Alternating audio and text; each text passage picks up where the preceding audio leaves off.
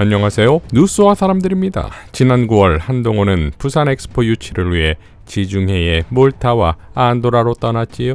그리고는 그 결과가 나왔습니다. 뉴스버스의 단독, 한동훈 엑스포 유치, 출장, 몰타, 사우디 지지 선언 라는 제목의 기사에 따르면 한동훈 법무부 장관이 지난달 12일 직접 방문해 부산 엑스포 지지를 호소했던 몰타는 사우디아라비아 지지를 결정했다. EU 국가인 몰타의 현지 언론 몰타투데이는 2일 정부 소식통을 인용해 몰타는 국제박람기구 소속 181개국 가운데 하나로 지난 2020년 기구에 가입했다면서 다음 달 28일 실시되는 2030 월드 엑스포 투표를 앞두고 사우디아라비아를 지지하기로 최종 결정했다고 보도했다. 이 매체는 한 장관의 몰타 방문이나 부산 엑스포 유치 노력에 대해선 언급하지 않고 현재 리야드와 로마가 선두주자인 가운데 몰타 정부는 EU의 로마 지지 의사를 무시하고 리야드를 지지하기로 했다고 전했다. 이 매체에 따르면 최근 로마와 사우디 정부가 몰타를 상대로 엑스포 유치를 위한 치열한 로비전을 벌였지만 막대한 자금을 바탕으로 한 사우디 정부의 구애가 성공한 것으로 해석된다. 몰타 정부 소식통은 사우디의 제안이 몰타의 국익과 다양한 양자 관계를 위해 더 유익하다고 판단했다고 밝혔다.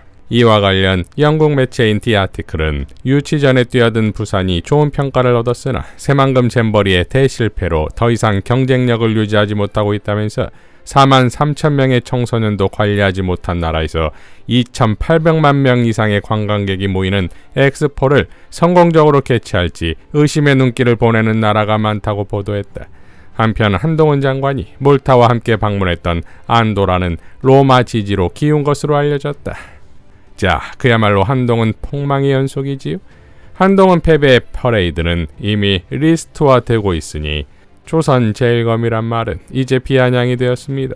자, 그렇다면 이번 사태에 한동훈의 위신을 세워줄 수 있는 것, 부산 엑스포 때문에 간 것이 아니다, 다른 중요한 일이 있었다 라고 한다면 얘기는 달라지게 되지요.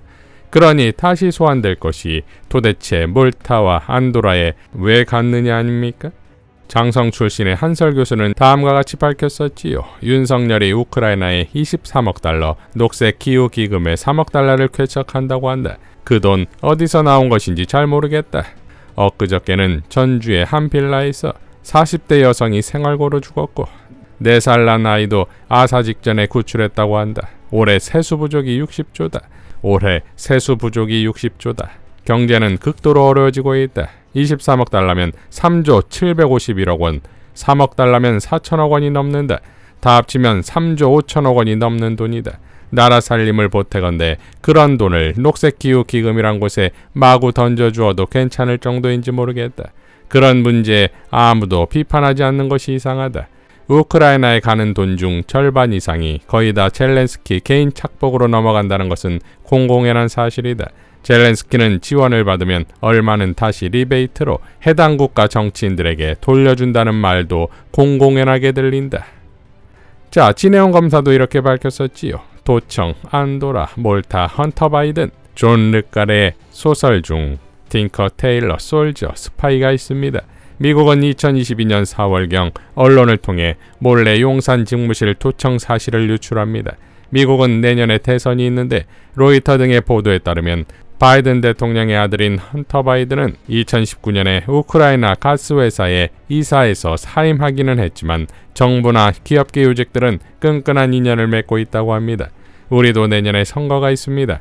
우리는 최근 갑작스럽게 우크라이나에 3조 원, 아프리카에 8조 원을 지원할 것이라고 발표했습니다. 어떤 분은 우연히도 우크라이나와 가까운 안도라, 아프리카와 가까운 몰타에 출장을 간다고 합니다. 개인적으로 8대2 정도 봅니다. 라고 밝혔습니다. 자, 국민뉴스의 정대인 컬럼에서 한동훈 해외 출장 하필이면 몰타와 안도라인가를 보면 한동훈이 2030년 부산 엑스포 개최 지지표를 늘리기 위해 몰타와 안도라를 방문한다는데 과연 이들 국가에서 부산 엑스포 유치 활동을 벌이는 것이 고지곳대로 순수한 방문인가 생각해봅니다. 몰타는 지중해의 영국으로 불리는 대표적인 휴양지로 유명하지만 안도라와 함께 조세 피난처로 잘 알려진 곳입니다.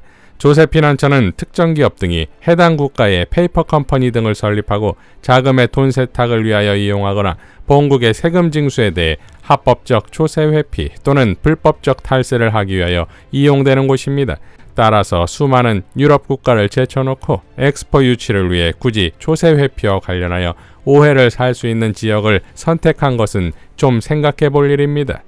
여기서 두 가지 합리적 의심이 듭니다. 단순히 엑스포 홍보를 위해 모든 장관들이 총동원되어 해외 방문에 나설 수 있겠지만 평소에 한동훈 행실을 보았을 때 숨겨진 목적이 내재한다고 의혹이 듭니다.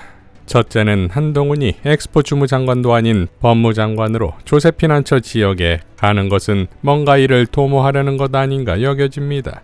누군가의 돈을 자금 세탁하거나 숨기려는 의도가 있다고 여겨집니다. 그리고 두 번째는 해당 지역에 가서 우리나라의 기업가나 정치인들이 숨겨놓은 조세 포탈 상황을 확인하려는 목적이 있다고 하겠습니다. 내년 총선을 앞두고 야당 측 정치인이나 기업가와 연루된 비리 혹은 부정부패와 관련 큰 건을 터뜨리기 위해 현지에서 직접 물증 확보 차원으로 방문하는 것이 아닌가 생각됩니다. 그러나 두 가지 의심사항 모두 표면적으로 드러내놓고 실행할 수는 없을 것입니다. 라고 밝혔었지요. 자, 그러니까 이 정부의 신뢰도가 이 정도다 이겁니다. 결국 부산 엑스포 유치 과정에서 경정권의 민낯은 모두 드러나고 있지요.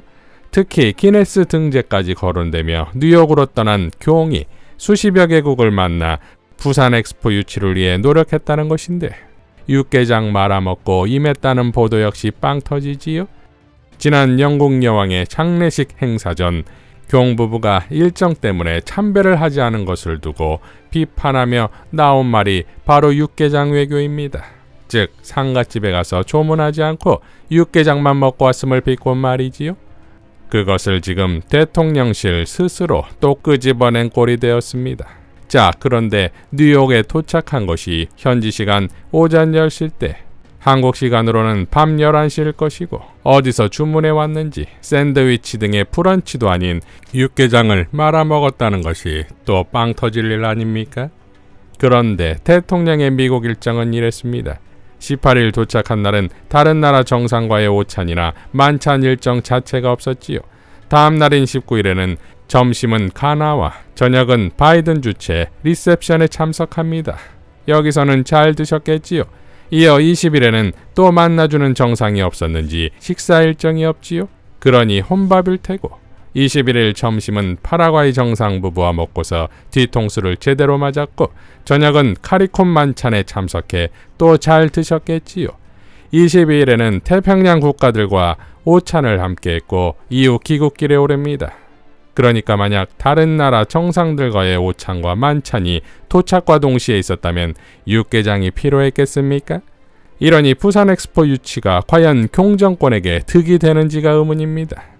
오히려 노력하면 할수록 경정권의 역량이 얼마나 딸린지만 드러나는 것이고 이는 외신의 시각도 똑같지요. 앞서 뉴스버스에서 지적한 영국 매체 보도, 즉 새만금 잼버리도 진행하지 못하면서 어떻게 엑스포를 진행할 수 있겠냐는 거 아니겠습니까? 다시 말해 경정권의 문제는 단편이 아닌 총체적인 것이며 그 총체적이라는 건 나라 자체를 운영할 수준이 아니다 이겁니다. 지난달 19일 한동훈 법무부가 이성윤 전 서울중앙지검장의 감찰에 착수했지요.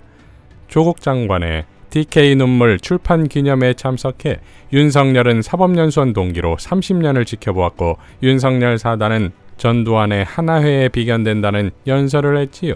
당연 한동훈의 법무부가 어떻게 나올지를 다 알고서 발언한 듯 이성윤 지검장은 다음과 같이 밝혔습니다. 오늘 법무부 감찰관실에 문답서를 제출했습니다. 윤석열 법무부는 제가 지난 9월 6일 조국 전 장관 북콘서트에서 했던 발언과 그간 방송에 출연해서 윤석열 및 검찰 조직을 비판한 것을 문제 삼으면서 감찰 조사에 착수하였습니다. 법무부가 문제 삼는 발언들은 다음과 같습니다. 무도한 검찰 정권, 전두환의 하나에 비견되는 윤석열 사단의 무도한 수사 방식. 윤석열 사단의 무도함은 지금까지 무수히 지적되었고 이는 진영을 떠나 그 평가가 크게 다르지도 않습니다. 장제원 의원은 2017년 12월 13일 페이스북에 무도하고 포악한 검찰, 윤석열 중앙지검장은 피해 보복을 멈추라 라고 일갈한 바 있습니다. 윤석열 사단을 검찰 내 하나회로 비유한 기사와 칼럼 또한 수없이 많습니다. 이 정도 의견 표명도 제약된다면 표현의 자유를 보장하는 헌법과 민주주의 근간이 흔들릴 것입니다. 공산 전체주의가 따로 있는 것이 아닙니다. 노무현 전 대통령 면전에 대고 대학 학번을 운운하던 검사도 징계를 받지 않았습니다. 조국 전 법무부 장관과 저는 2019년 법무부에서 함께 일했습니다. 4년이 지나 이제는 장관도 교수도 아닌 자연인으로 돌아온 옛 상사의 북콘서트에서 덕담을 한 것이 공정성을 의심받을 우려가 있는 자와 교류한 것이고 검사윤리강령 위반 제14조라는데 그저 황당할 따름입니다. 윤석열 전 총장이 서울중앙지검장 시절 임기 내내 조선일보와 방상훈 일가는 수사 대상이었는데 이들이 회동했다는 언론 보도가 있습니다. 또 다른 사건 관계자인 중앙일보 사주 홍석현과 술자리 유흥을 가진 것도 이미 확인된 사실입니다. 그 자리에는 무슨 관상가도 동석했다지요?